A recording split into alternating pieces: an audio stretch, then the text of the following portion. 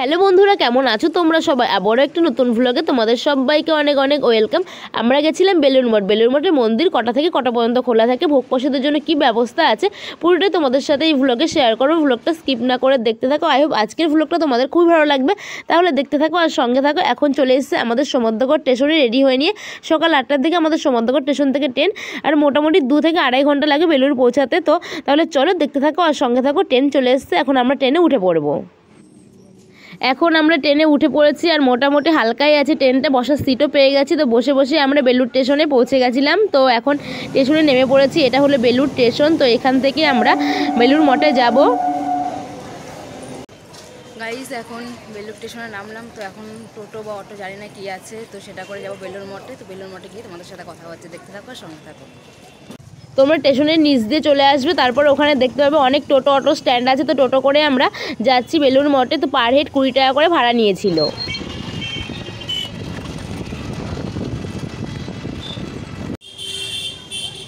Guys, টোটো থেকে নামলাম। তো এখন আমরা বেলুড় মঠে মানে মন্দিরে প্রবেশ করব। তো আশেপাশে আরও মন্দির আছে, যদি সময় পাই তাহলে ঢুকবো, জানি না আদৌ কী হবে। আর বেলুড় মঠটা যতদূর সম্ভব 11:30টার দিকে বন্ধ হয়ে যায়, এখন বাজে 10:30। তো এখন আমাদের হাতে 1 ঘন্টা টাইম আছে। এই দেখো, এখন আমরা প্রবেশ করবো, দেখতে থাকো আর সঙ্গে থাকো। এখানে টোটো তোমাদের নামিয়ে দেবে, তারপরে এটা হলো গেট। দেখতেই পাচ্ছ মোটামুটি ভালোই ভিড় আছে। আর আজকের ওয়েদারটা খুবই সুন্দর, মেঘলা মেঘলা আকাশ।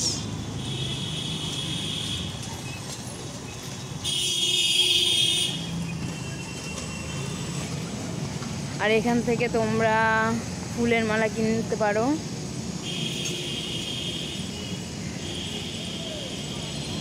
গাড়ি নিয়ে যাওয়া পুরো নিষেধ।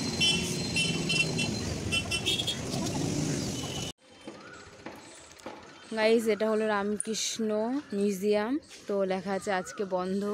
তো ভেতরে ঢুকে আর দেখাতে পাচ্ছি না তোমাদের। কি সুন্দর ফুল বাগান রয়েছে। আম গাছগুলো দেখো, চারিদিকে শুধু আম গাছ। গাইস, রামকৃষ্ণ মিউজিয়াম বন্ধ, জানি না কেন। তো বেলুড় মঠটা মনে হয় খোলা আছে, কারণ অনেক লোকজন তো যাচ্ছে। আর 11:30 পর্যন্ত খোলা থাকবে।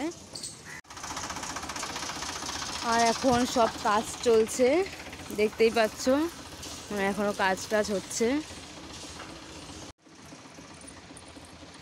এই দেখো, এই সেই বেলুড় মঠ। দেখতে ফোন নিয়ে যাওয়া অ্যালাউ আছে, কিন্তু ভেতরে কী আছে সেটা দেখানো যাবে না। তোমরা এসে অবশ্যই ভেতরে ঢুকে দেখে নেবে। তো আমি তো দেখার পর এসে বলবোই তোমাদের। তো এটা হলো বেলুড় মঠের মেন মন্দির। তো এখন আমরা প্রবেশ করব, আর ব্যাক ক্যামেরা আমি তোমাদের দেখিয়ে দিচ্ছি সম্পূর্ণটা। তোমরা দেখতে থাকো আর সঙ্গে থাকো। বন্ধুরা, তোমরা তো সকলেই জানো বেলুড় মঠ ভারতের একটি প্রধান পর্যটক আকর্ষণ কেন্দ্র। বহু পর্যটক এখানে বেড়াতে আসেন। আর দুর্গাপূজার সময় এখানে মহা অষ্টমীতে কুমারী পুজো দেখতে প্রচুর পর্যটক ভিড় করেন। আর এটি ভারতের পশ্চিমবঙ্গ রাজ্যের হাওড়া শহরে বেলুড় মঠ অঞ্চলে হুগলি নদীর পশ্চিম পাড়ে অবস্থিত বেলুড় মঠ। এখানে সবাই বসে আছে, বিশ্রাম নিচ্ছে। আর ওই হলো মন্দির, কতটা বড় তোমরা দেখতেই পাচ্ছ।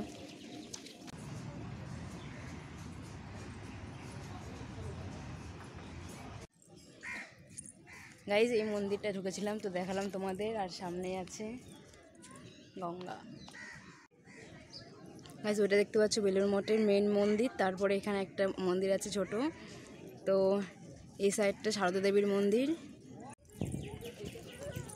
সারদা দেবী মায়ের কাছে মানে ফটো তোলাও যাবে না, ভিডিও করাও যাবে না। তো অনেকে জব করছে বসে। স্বামী বিবেকানন্দের পূর্ব পরিকল্পনা অনুসারে মন্দিরের নকশা নির্মাণ করেছিলেন রামকৃষ্ণ পরমহংসের অপর সাক্ষাৎ শিষ্য স্বামী বিবেকানন্দ। তো এটা হলো মেন মন্দির। এই মন্দির থেকে সোজা এসে ডান দিকটা দিয়ে গেলেই তোমরা দক্ষিণেশ্বরে যেতে পারবে, যদি লঞ্চে করে বা নৌকা করে যেতে চাও তাহলে। গাইস, এখন যাচ্ছি পয়সাদের কুপন কাটার জন্য। আদৌ পাবো কিনা জানি না, কেন 11:30 পর্যন্ত মন্দির খোলা থাকবে। 11টা অলরেডি বেজে গেছে, তাড়াহুড়ো করে যাচ্ছি। আর ওই দিকটা দেখো সবাই লাইন দাঁড়িয়েছে পয়সাদের জন্য। তো আগে যাই, গিয়ে দেখি কুপন দিচ্ছে নাকি। বেলুড় মঠ অফিস, যার তো ডাক্তার মনে।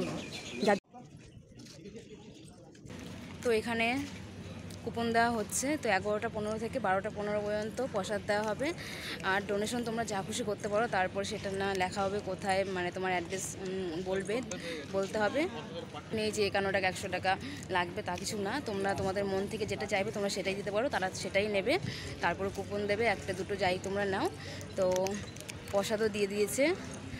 এখন কুপনের জন্য, মানে কুপন নেওয়া হয়ে গেছে, এখন আমরা লাইনে দাঁড়াবো প্রসাদের জন্য। আর আমার খুব ইচ্ছে ছিল মানে বেলুড় মঠে এসে প্রসাদ খাওয়ার, তো সেই ইচ্ছেটা পূরণ হবে।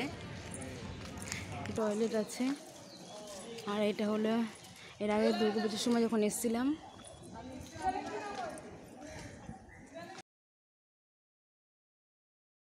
কমপ্লিট হয়নি, নতুন করে করছে। গাইস দেখতে পাচ্ছ পুরো বিল্ডিংটা কাজ চলছে। তো এখন আমরা ঢুকছি।